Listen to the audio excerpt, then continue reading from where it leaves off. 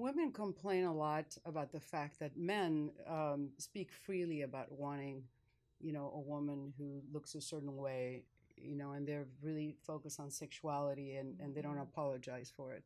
However, when they're expressing an interest in having someone who's stable economically and who has a good job, or that's seen as a problem, that women are not really allowed to focus on wanting stability, but men are allowed to focus on wanting great sex in their life. So, what do you think about that in terms of the distribution of power in a relationship? And what do you tell people about that? Well, again, I think it comes from that time when we were going through our formative years and how we were raised, if we were a boy versus if we were a girl.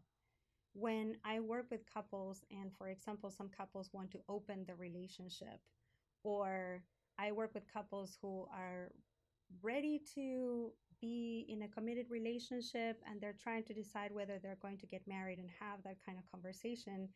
And the conversation about, well, how many partners have you been with, sexual partners have you been with before?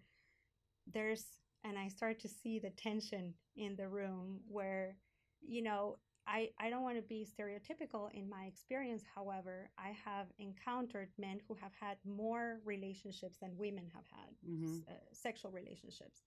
And yet, working with men, hearing men feel very uncomfortable about women sharing about their sexuality or their previous sexual experiences. And so I have to turn the conversation then to talk with men and look at how they feel inside, and to have them understand that that is a kind of what they're feeling is a result of living in a world and being raised in a world where there's male dominance. Once they are able to tap into that and really see, in not just in sex but in many different examples of their daily lives, when I ask them, how many times did you have to think today that you were a man when you were taking off your shirt because you were hot? You went to the gym and you were hot. How many times did you think that you were a man and you could do this or you couldn't do that? Now let's put yourself in the perspective of a woman, and let's hear your partner tell you how many times she had to think about doing certain things, avoiding doing certain things, or saying or not saying certain things because she was a woman. When the man is really able to hear them, there's this beautiful moment of softening, and it's like this bandage of innocence kind of comes off their eyes, and they're able to see that they were not only raised in a world of male dominance, but they're participating in it. And that's the moment when I ask them to make a commitment and to keep exploring all the ways in which they are exerting and participating in a world of male dominance, and how to give room for a true partnership. Because curiously enough, these men come and they say, oh yes, shared partners, shared values, shared power, and true partnership is definitely one of my values. So then we have to do some inquiry to see if that is really matching the way they're communicating, their way they're behaving, and the decisions that they're making in their partnership.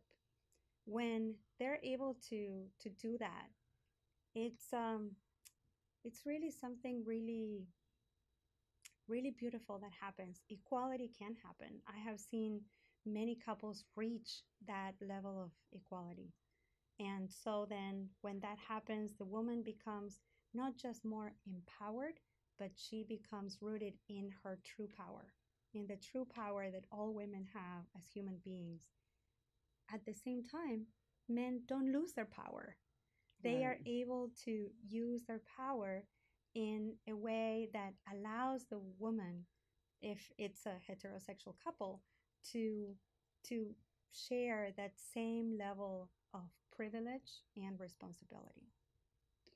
Right, because power does not mean, I mean, there's an issue with people saying equality. I mean, it's a hard thing to understand what equality means because people Yes. want different things. And Mm-hmm. so, how do you find that middle ground for people where the expectation is not that you're going to want the same things. Like, for example, men prefer, focus on sexuality and women focus on stability. But in a way, women complain all the time in my practice that Mm-hmm. they're not allowed to say, I want economic stability and I would like to find a man that is stable economically because they're supposed to have their own money because they're supposed to be equality, Mm-hmm. but equality doesn't mean 50-50. Exactly. Equality doesn't mean sameness. Sameness, exactly. It means, for me, equality means to be able to know what our true core values are, what our deepest longings are, what our vision for the relationship is Hmm. for us and as well as for our partners, and to move together in a way that we can both get what we need. For me, that is equality.